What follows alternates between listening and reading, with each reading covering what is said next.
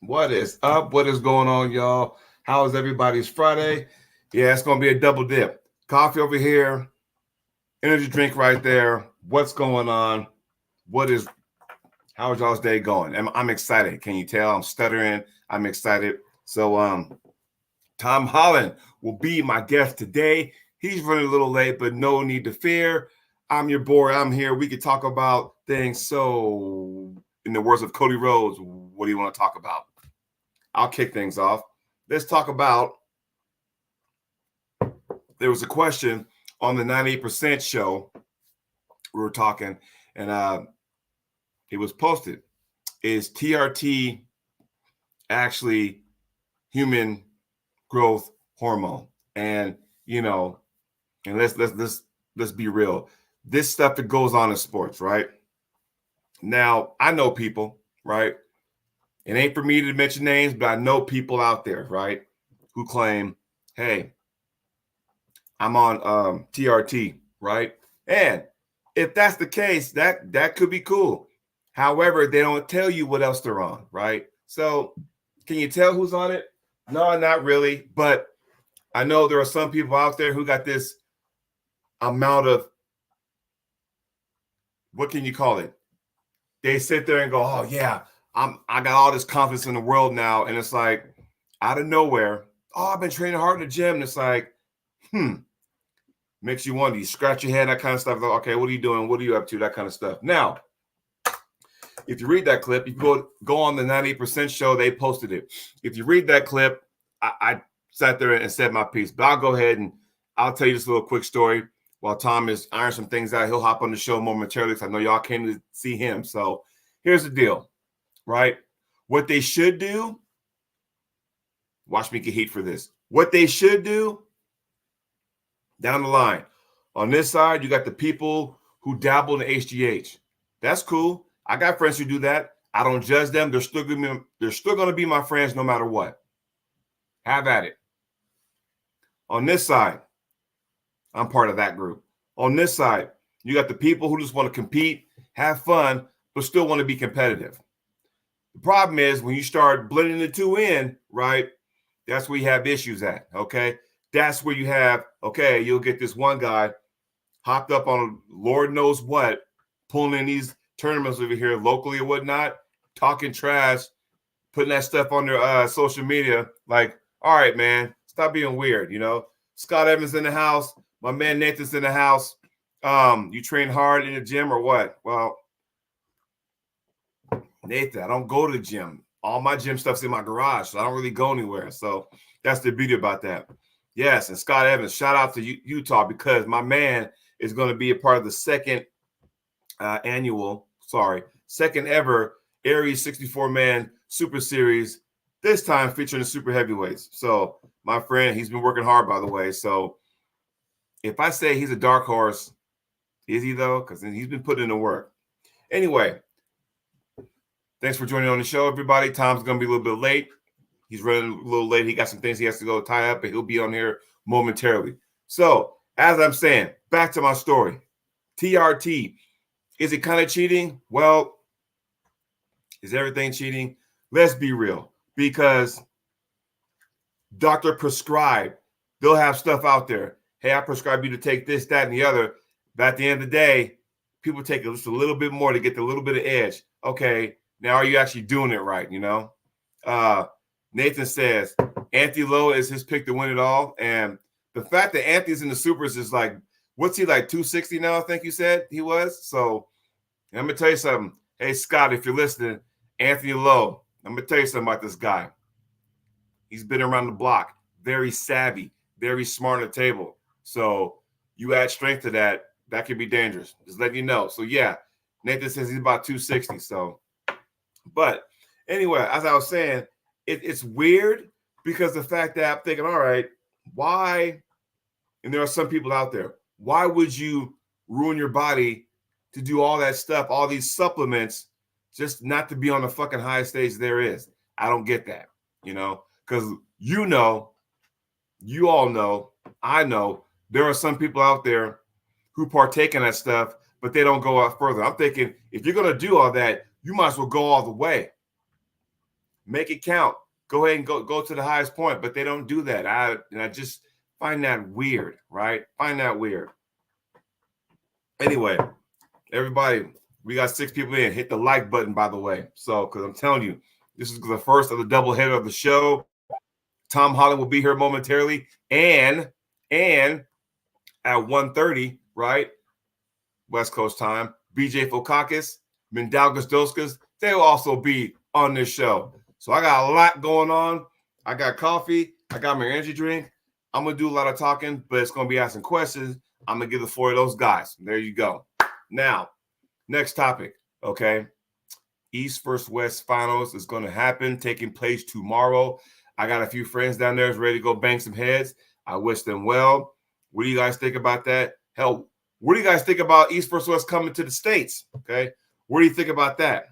That in itself, this is where you got to go, okay, finally, and we talked about this on the Can-Am Connection the other day, and we talked about this. Finally, we get the host. I wonder, because I posed this question, right? I wonder, where is our studs at?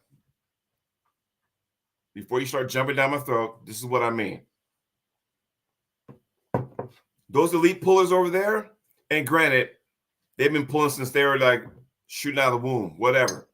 The government supports that. We work 9-to-5 jobs. This is what we do, right? And you got to wonder, all their elite guys are at a young age. All our elite guys are like up there in age. They're veterans, they've been around the block, So I asked, we'll talk about the heavyweight class for a second. Where's our heavyweight, legit guys, elite guys? Because after what Devin did, and he made a comment, he's going to drop back down now to 115 kg class, which is what? Is that 253 pounds, I think? Somebody answer me that. I think 115 kg is 253. I could be wrong. But nonetheless, he drops down there. I think Michael might hang around there. You know what I mean? So, okay, with the supers, we still got Jerry, I think Dave is taking some time off, heal some injuries, and he has to go back to the lab and fix a few things. Corey West, he's kind of quiet, but he's one of those guys here. We got Chance. We got Derek Smith, although Derek Smith is about a little bit younger than me, but he's older than the guys I just, mentioned. But you got to wonder, where's our guys at, as far as the supers go. Now, I'm not going to sit there and say our guys are the next to take down. Yeah, see? If this guy, Brian Shaw, decides, I'm going to take this seriously, woo, man, I'm telling you, it's on, that'll be some stuff. Because could you say, what would he got serious in this and happen to take down Levon? That'd be funny, Jody, I would piss a lot of people off talking about this topic. Nah, because you know what, though? Hey, open mic, right?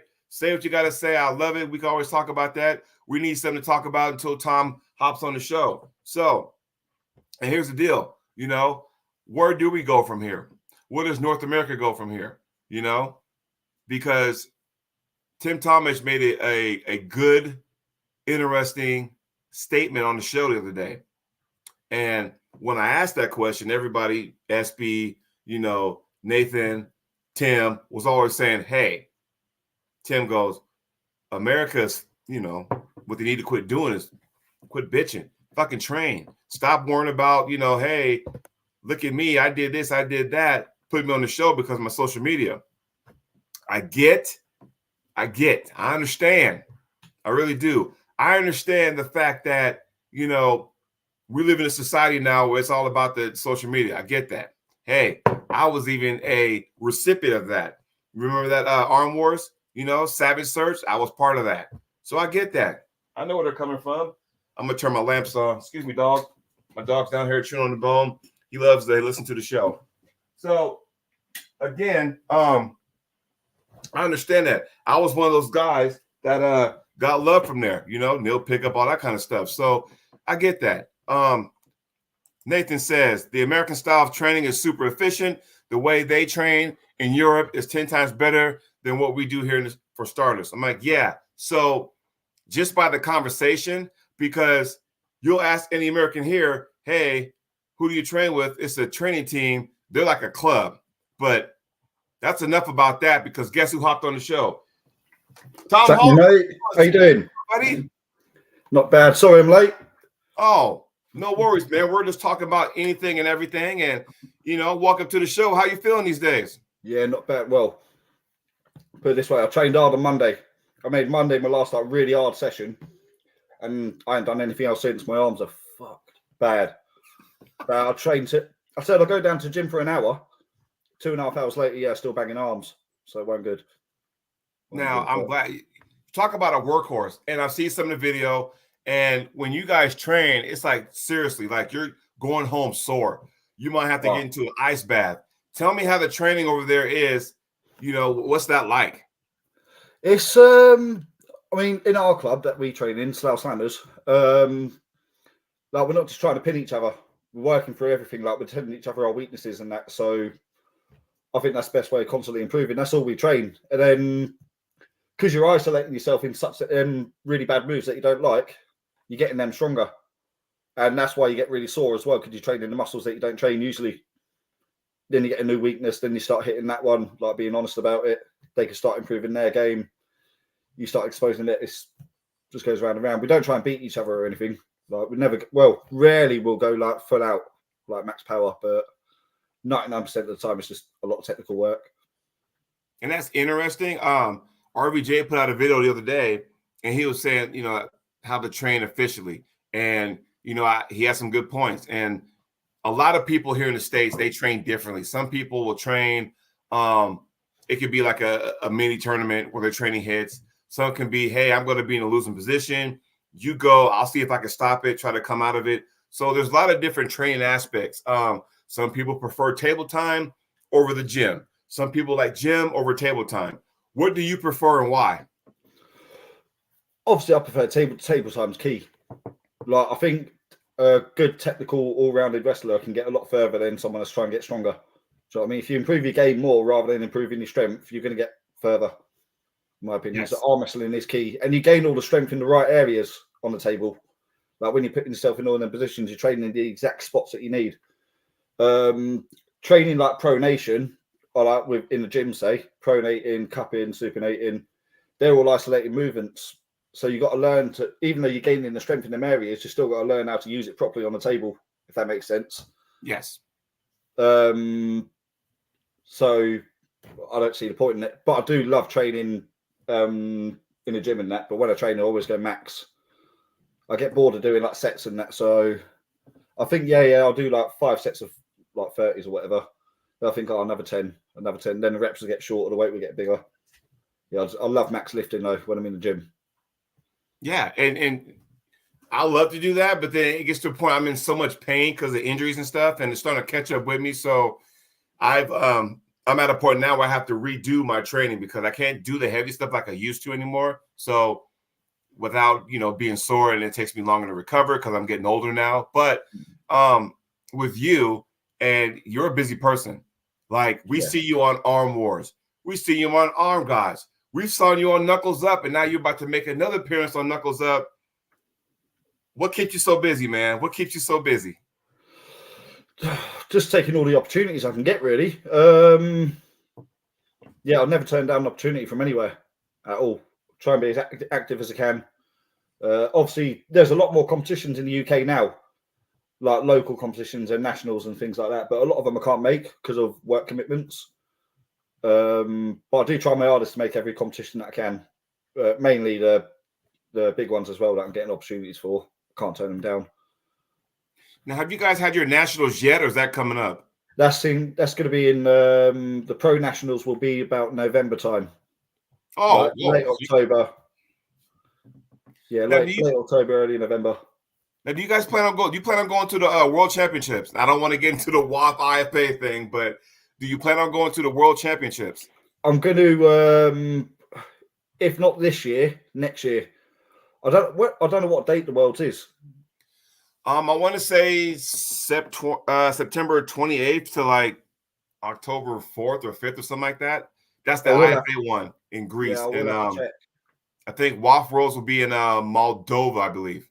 I will have to So check because I have got a really busy this year as well. I can't say too much, but what's coming up? But yeah, I've got a pretty big year. So since you're so Like, busy with these promotions, giving yourself opportunities, at what point do you have rest time? Like if you're getting ready for an event coming up, at what point do you stop training and go, okay, I need to rest to make sure I'm at my full health capacity when I enter the tournament? How long is that for you?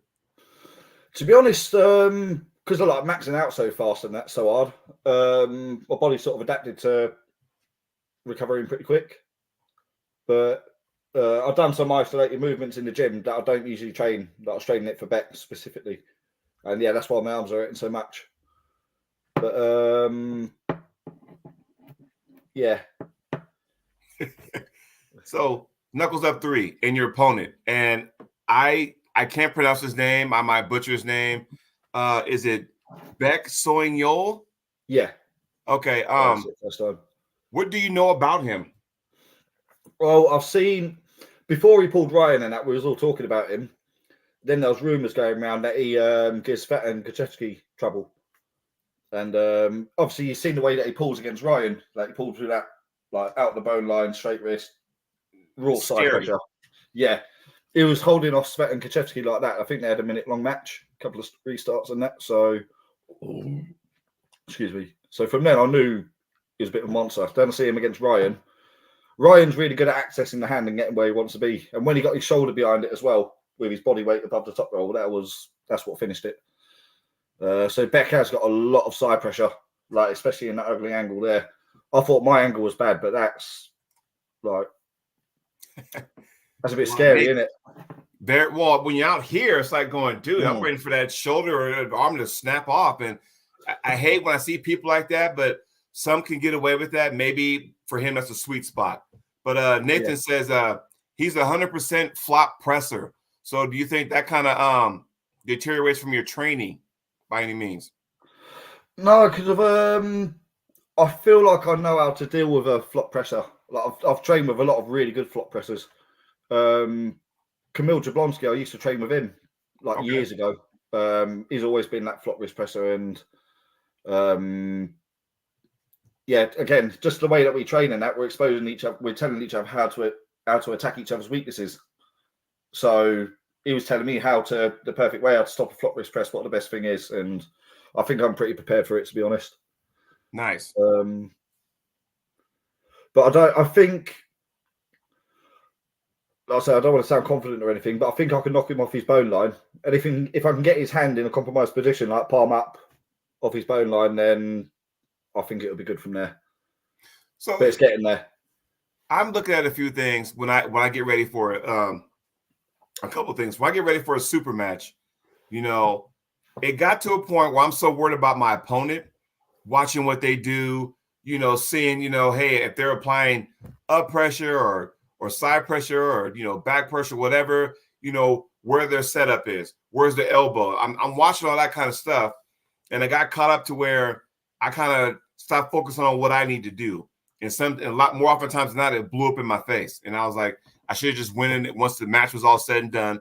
I should have went in there and said, okay, you know what?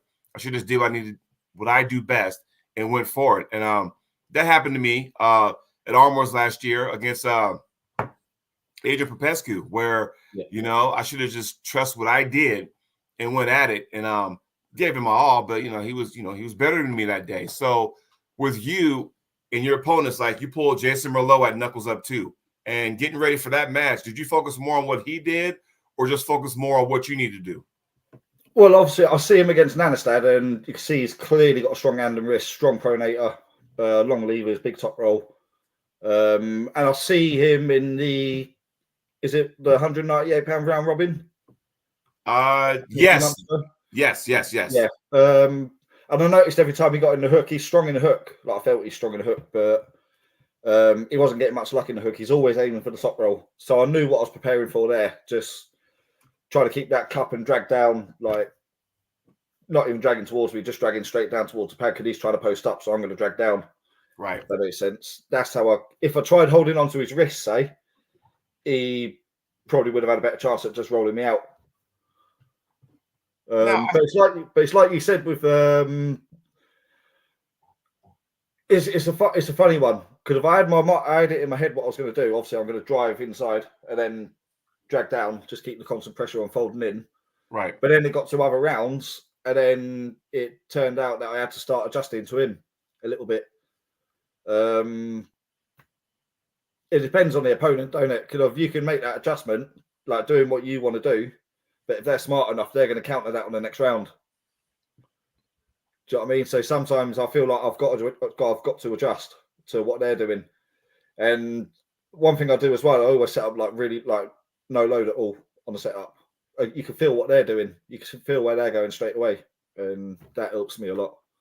So it resorted back to both, like each side of it. But if you second guess yourself, you're not fully committed. Yes. To that one move. You need to be committed to whatever you're doing, don't you? It's like full commitment. And for me, a lot of that's mental, because I would sit there, grip up and go, okay, well, before I get to the table, I know what I'm going to do. And then I grip up and go, oh, crap. Okay, if I go with my game plan and I feel a certain pressure, okay, he's going to stop that. So now I got to think on the fly, I got to do something else. And that's sometimes you get caught in two different moves, but like you said, hey, commit no matter what. I like what you said about, no loading, because, when you don't load, you can pretty much go anywhere you want to. It's a fluid motion.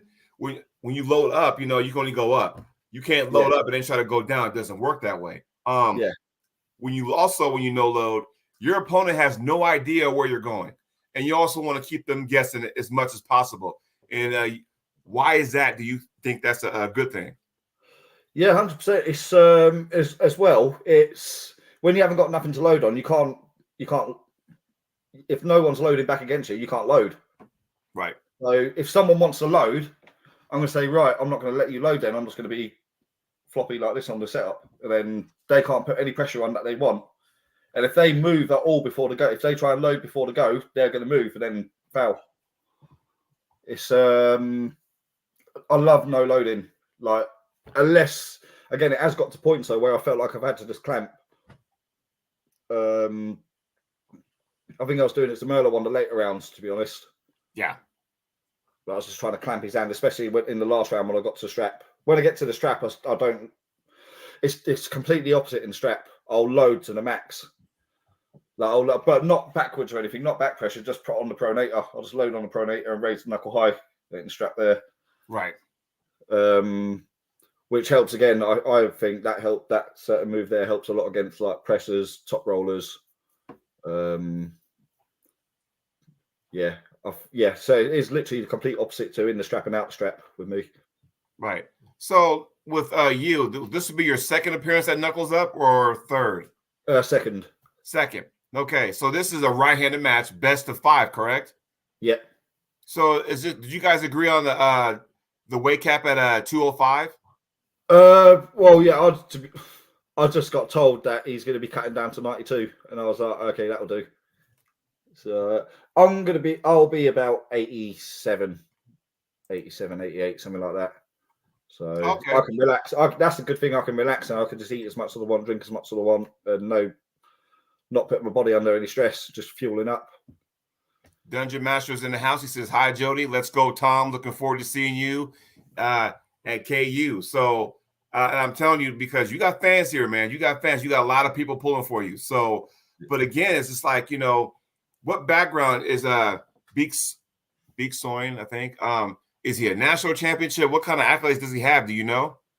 I think he's the 100 kilo national champion. Or he won the overalls on one arm, I think. One of the arms. I'm not sure. I'll have to look it up again, double check it. Right. But he's one of the top guys in Korea. And this is taking place May 11th in Fort Lee, New Jersey. And you said you just finished your last training session, so you're pretty much rested from here on out, correct? Yeah, I'm going to do some light training, like table time, just like hand work, wrist work, sort of thing. Really, really light. Just get the blood flow in, help recover properly. Nice. But nothing heavy now. No, that'll be it. So, how many people are in your arm wrestling club that you got over there? On and off. Well, to be honest, we get like 7 or 8 people, sometimes like on average. Sometimes it'll be like 2 or 3 that turn up. Sometimes it'll be like 20 on the really busy sessions and that. But there's always a good amount of people there to get a good amount of training. Less people there is, the more training you get. Right. Is that twice a week? That's 3 times a week. Woo. Okay. Yeah. So that's Tuesdays, Thursdays, Sundays, for at least 2 hours a time.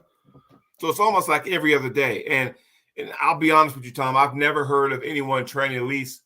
I used to train twice a week on the table. And then after a while, we kind of had to reboot. Some of the guys left the team. We had some new people come in and trying to get everybody's work schedule at the same time. And, we do once a week, but to hear that 3 times a week. So how does that work out, man? What day are you training? Are you training like, hey, we're going to do strap work this day? Hey, we're going to do negatives that day. I mean, tell us, without telling everybody your secrets, explain a typical practice on those 3 days and what do you guys train with? To be honest, mate, we don't really do anything specific because if everyone's going, like if you say like, right, today we're doing back pressure, today we're doing side pressure, today we're going inside, like whatever specific that you're saying everyone's going to do today, some people are going to benefit from it more than others. So we don't really structure it like that. We just, everyone that we pull with, again, everyone's the same at the club as well, whether they're novice, pro. If someone's feeling weak in a certain area, you say, right, that's what you're training. Nice. Basically. So everyone's literally individual, if you know what I mean. Like you can put like 20 people on the same exercise for like 8 weeks, and one of them will excel like more than the others just because of its that move suited to him more. Do you know what I mean? Yeah, and sometimes it has to go with build too. Your buddy Jason Hill's in the house. He said, "Yo, Tom's gonna kill at knuckles up." Yeah. So does you train with Jason too, don't you? Yeah. Jason's a good mate of mine. We've been training with each other for a long time now. I mean, he's getting like ridiculous strong, and he's making a cut now to 75. Ooh, that's dangerous. So that's going to be interesting to see if he can maintain his strength. That's dangerous, bro. What he's going to do with his stamina and everything as well, his endurance. Like, what's he going to perform? That's quite exciting, really. He wants to do the IFA Worlds this year as well. Well, that'll take place in how far is that away from Greece? That'll take place in Greece this fall. So, hey, if he can make it, hey, right on, man. The Claymore Wrestling's in the house. Scott Evans, Nathan, Jason Hill, Dungeon Master. Everybody's in the chat. Don't forget to hit that like button because this is some good stuff here. So now you've done, without putting you on the spot, because you've done these big promotions, aside from nationals and worlds, Arm Wars, Arm Gods, Knuckles Up. From your point of view, what's different about the 3? Just in your words. Different about the 3. Arm Gods, atmosphere, 100%. You don't even need to be an arm wrestling fan to be there. It's one of them atmospheres that you just get sucked into. It's brilliant. Like you can't fault it at all. Arm Wars, that's a bit more. How can I describe it? And I've been there too, so I know exactly what you're going to say. Oh yeah, it's a weird feeling, isn't it, that you get at Arm Wars? It's It's almost just like a dark feeling, isn't it? Like coming up to the match because there's not an audience there or anything. You're just in a room, a dark room. You stood out. You got a load of other pro arm wrestlers like standing around watching, and the pressure's just completely different at Arm Wars. But I love that as well. Thrive off the pressure, right? And Knuckles Up. Again, it goes without saying, their production team and everything that they've got, like their camera crew, like their whole setup at Knuckles Up 2 was like one of the best I've been to. Nice. One of the best I've been to, 100%. It's in the top 3, 1,000,000%.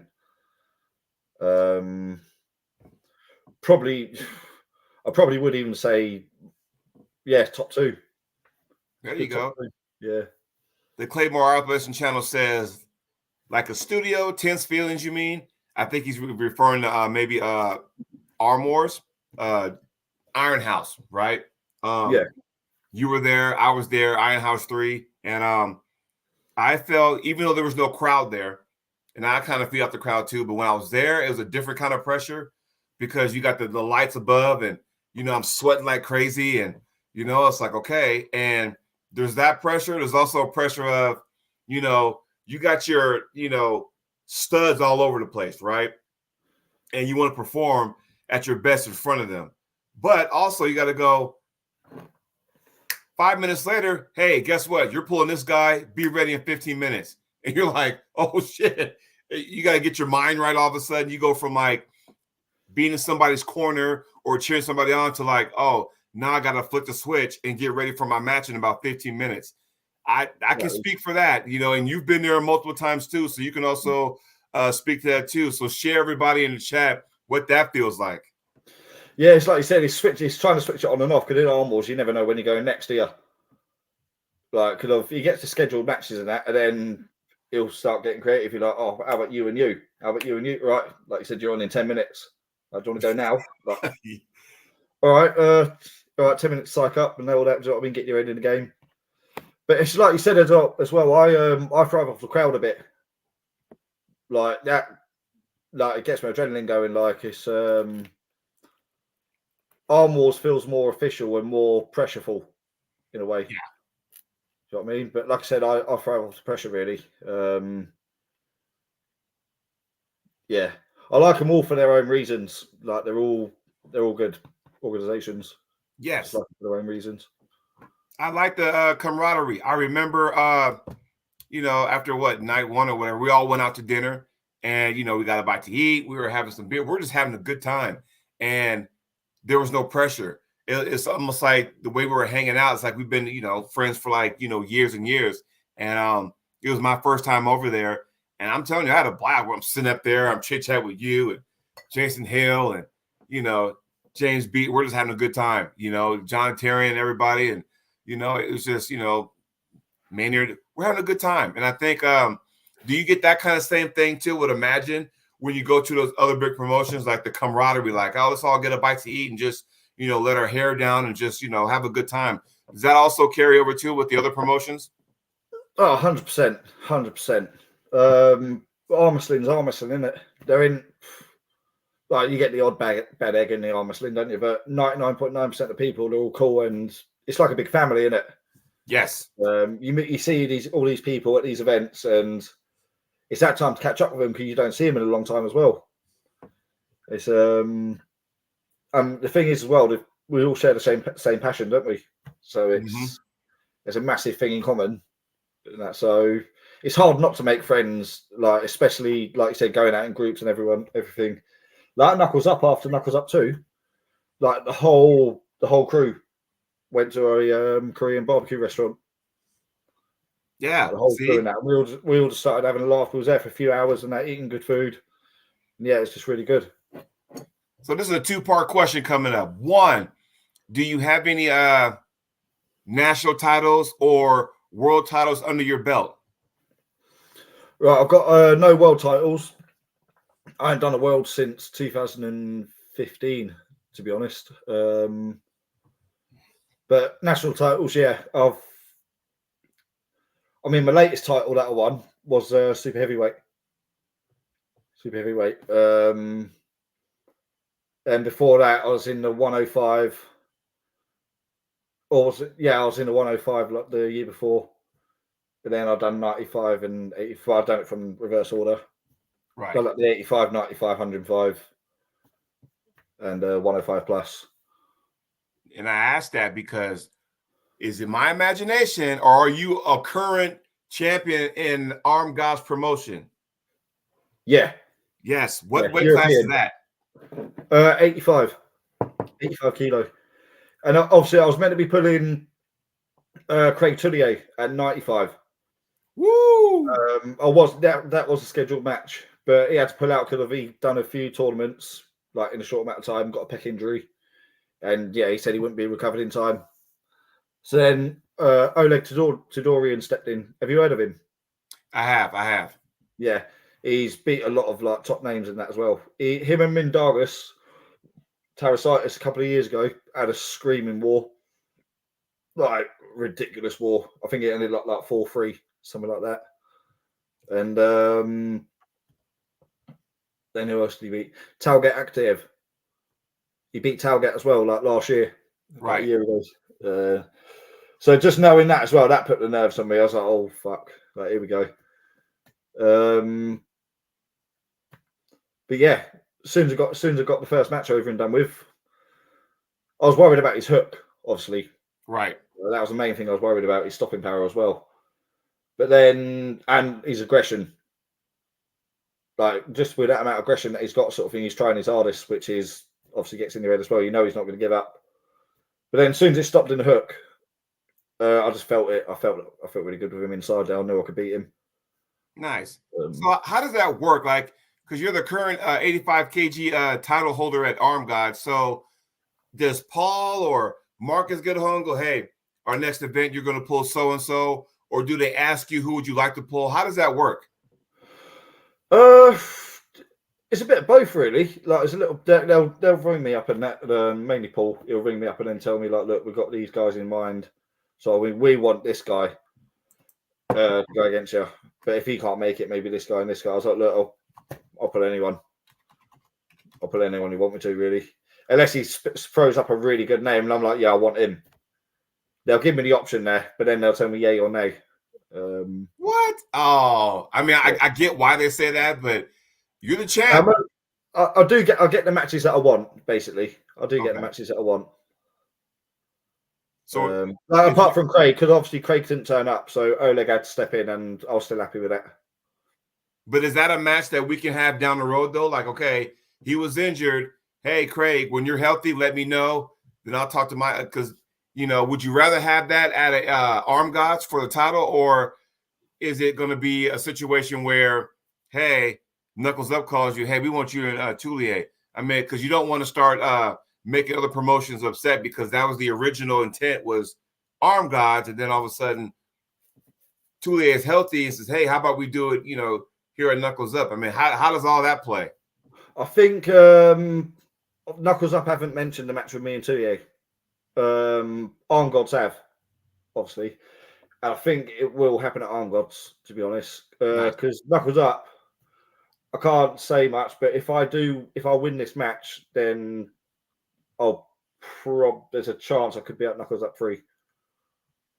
Well, hey, I'll tell you this. And I've got a match that I really want. So now, does Knuckles Up have any kind of titles up for grab? Because you get guys like Jason Merlot, who's been there. I mean, this will be his third time, I believe.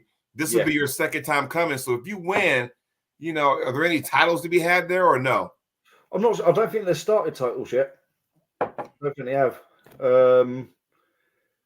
They're probably going to let it build a little bit, sort of thing, and get a few different athletes in, like introducing new ones in, seeing who's at where, and then see who gets to have the title shot. Nice. After a little bit, I'd presume that's how it's working. Yes. Good if they do get titles in. Well, I do like the promotion. You got top-notch, world-renowned referees there, so you don't have to worry about, you can just focus on the match. You don't have to worry about, okay, is this referee kind of just, going through the motions, or are they going to be on top of their game? So you have that. And all you got to do is just focus on the match itself. Do you know who's going to be in your corner for the match? The Knuckles Up 3. It'll probably be Mindaugas. Okay. Yeah, probably be him. Because he'd know how to. He knows me more than anyone there, basically. So he'll be able to get my head in the game most out of all of them. And I'll probably be most likely to listen to Mindaugas just because he's home, like. Right. And after we get off the show, he'll be a guest on the show as soon as you and I get done. So yeah, it's gonna be fun. I'm looking forward to it. I'll be doing some play-by-play in between matches and stuff. I'll be talking, watching the event, so I'm excited for that. What's your thoughts on East vs. West, or King of the Table? Do you think you might see yourself there one day? I mean, I wouldn't mind it. It depends. I think I was trying to put on weight like I was trying to get as big as possible, sort of thing, but I've been stuck around 88, 89 kilo. Like that's my deadline. And then I was chatting with a couple of people, and then now I've decided I'm just going to try and stay at 85, try and progress at 85, and see what happens there. If I feel like I can, I might even do like a 80 kilo, like cut to 80 kilo for like a title shot or the world championship, something like that. Nice. Yeah, 85 kilos is my weight now. That's what I'm going to stick around. Like between 85, 87, I'll compete at 85.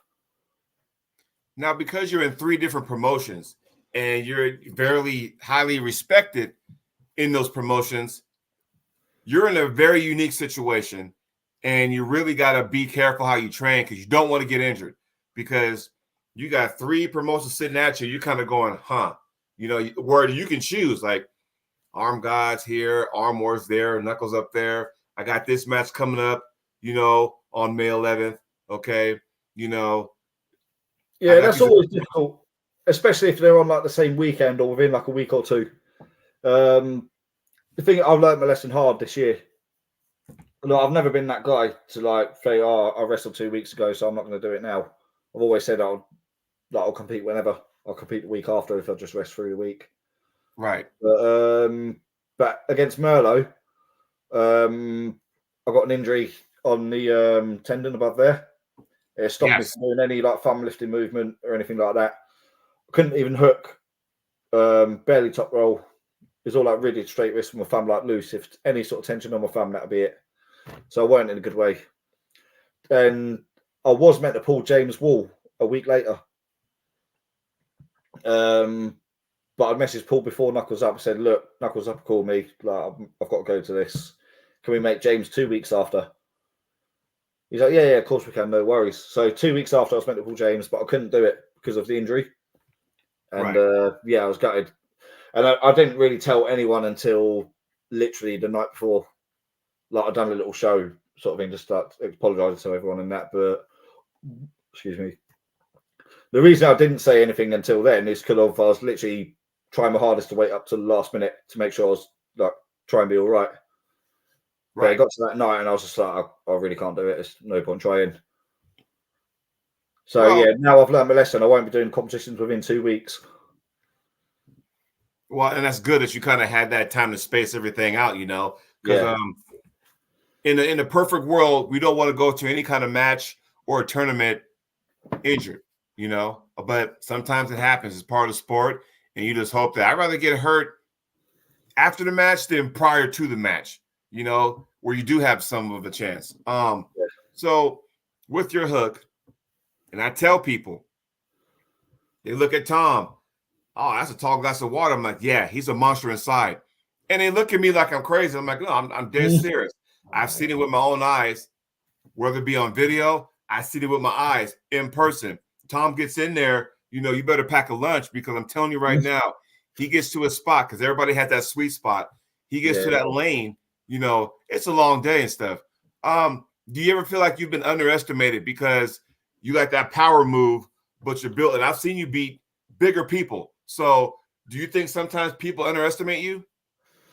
Yeah, I mean, if everyone knows that hook's my ace sort of thing, that's where I feel strongest, 100%. Like, I won't top roll unless I really, really have to.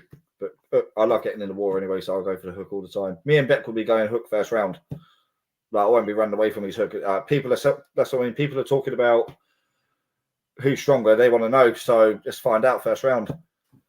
If it don't work, then I'll go top roll the rest of the time.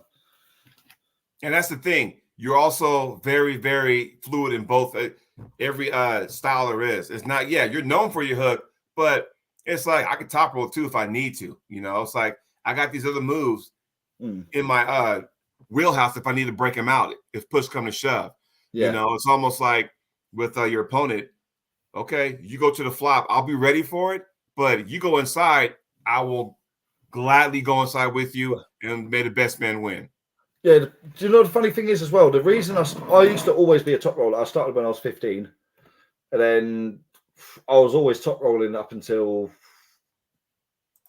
like 2015, 16.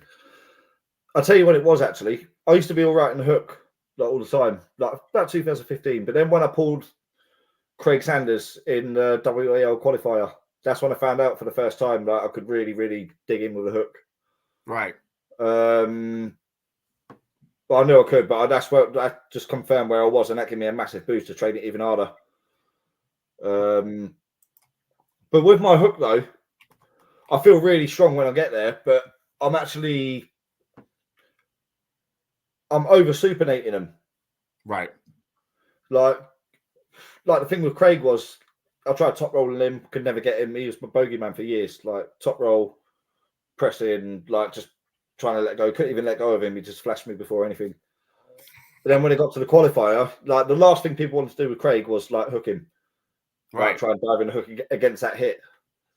But then I thought, fuck it, if I get to Vegas, there's money on the line, so this is worth it. Right. I mean, both just shot in. But I thought as well, I got to hook his hand, not his arm. If we went to arm, he still would have beat me on the day, I reckon. But I was controlling his hand, and I was sort of punching across, making his hand come this way.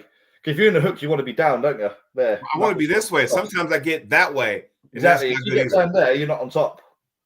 And that's basically what I'm trying to do. I'm saying, right, if you want to go inside, how deep do you want to go? Do you know what I mean? It's turn them right out, and then it takes power away. Right. So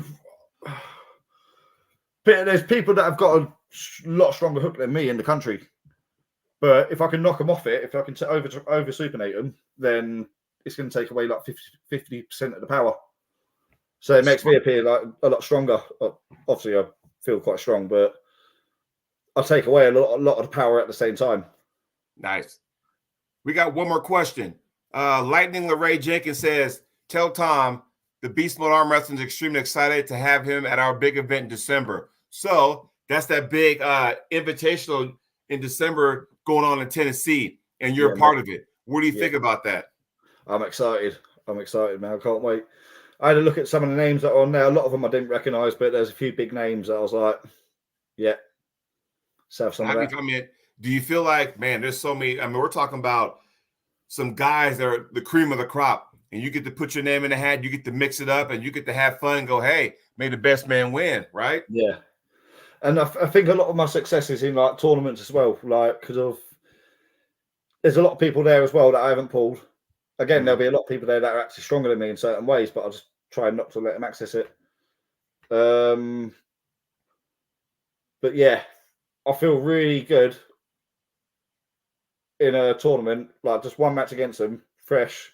I feel like I can isolate their power straight away. Nice. And get the match done quick.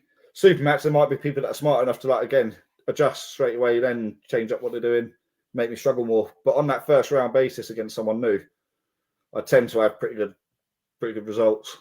And I tell you what, because the way I set up loose, I feel I could suss them out straight, even if I don't know them. I set loose, I feel their pressure. Like, right, you're a low hand top roller. I can see your body position. I can see you loading, like you're ready to hit. I know if you're going to go fast or slow. I do a lot of figuring out. I do on the setup. And that's the key. When you like no load, they're going to tell you already where they're going, because they're going to sit there, they're going to do all this and squeeze hard and kind of go, okay, I see where you're going. Or you feel your hand kind of, they kind of do this. Okay, he's backloading. Okay, fine. I know what I have to do to adjust to that. And, I think it's almost like, hey, you're giving away what you want to do. I'm going to go ahead and beat you to it, because when I loose grip, not to give out any secrets, we all know this, you can get to your spot faster, Exactly. So I think with you doing that, you could probably make some noise there. So especially with, like, if you build your fast twitch fibers as well, that sort of thing, that loose grip is like, it's a killer. And obviously loose grip, it means you can generate more speed. Speed's momentum, momentum's power. That's why hits don't feel so strong. Do you know what I mean? Even if you're not hitting with power, like we do that in trading as well. Like I'll grip with someone. I say, right, both of us really loose. I say, I'm literally going to hit you with nothing. And if you do any sort of twitch, it's going to stop my arm, because you'll feel there's no power on it. There's so much speed, I just can't do anything about it. And that's like a reaction training that we do as well, which gets our fast twitch fibers up a lot quicker and our just sharpen a little bit more. Right. So we'll both set loose in that and say, right, I'm not going to tell you when I'm going at all. And you've literally got to try and flash them quick as you can before they even react. Gotcha. No, that's a Then good you do the other thing way to do. around. Sorry. That's smart. That's smart. Well, There's Tom, little my things friend, like that can help massively on the table, which is why if you train like that, you'll compete like that, and you're competing exactly how you used to training. I like that. I like that. Hey, So I learned something. And as well, it's like if someone wants a load, like I said, they're trying to build power up, so don't let them. That if they load at all sort of thing, they're going to lift you off the table, or they're definitely going to jumpstart. If they do jumpstart, it's going to be noticeable. Right. And if they want to be strong, if they want to activate strength, you need to start with a load. It's like if you're deadlifting or something, like you can't just, well, a lot of people can just snatch it sort of thing from nothing, but literally like from no pressure at all to like bang straight up. Right. You need to have some sort of load on it, don't you? And No, obviously that's totally smart. I like that. You've got the gravity that's causing the load on your hand. Like we need to do slight resistance, which is ready to fire up with the power engaged. But if you've got no power engaged to get start with, if you get hit with a quick hit, even off your line or anything, you're done. Right. No, that's So smart. What you're targeting is like you may as well do the same as me and not give away what you're going to do. That's how I approach it anyway. No, that's good. That's good. Well, Tom, I want to thank you for joining me on the show and stuff. And good luck May 11th, because I'll be watching. You know, I'll be doing some play-by-play, you know, so I'm excited to be a part of that and stuff. Make sure you get there safe. Safe travels over there. Again, nothing but respect to you, my friend, and nothing but blood flow until you get ready for the event. So I'll be seeing you soon, buddy. Take care. We'll talk soon. Thanks a lot, mate. Good to be here. See you soon. Thanks. Cheers. Cheers.